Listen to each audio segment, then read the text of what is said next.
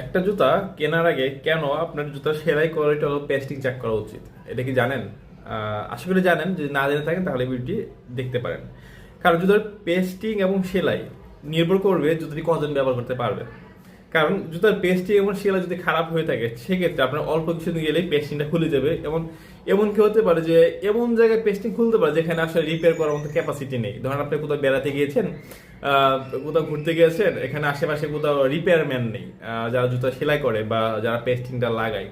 তো এই বিপদের সম্মুখীন না হতে চাইলে আসলে জুতার পেস্টিং ভালো কিনা সেটা অবশ্যই কিনা আগে চেক করে নেবেন, এবং যে সেলাই কোয়ালিটি ভালো কিনা, ভালো মানে সুতা দিয়ে সেলাই করা হয়েছে কিনা ওই বিষয়গুলো দেখে নেবেন। তাহলে আশা করি যে যেখানে সেখানে মানে আপনার আসলে মানে খারাপ বোধ হবে না, বা আপনার জুতা সেলাই গেলে রিপেয়ার করবেন কিভাবে সেটা আপনার খুঁজতে হবে না।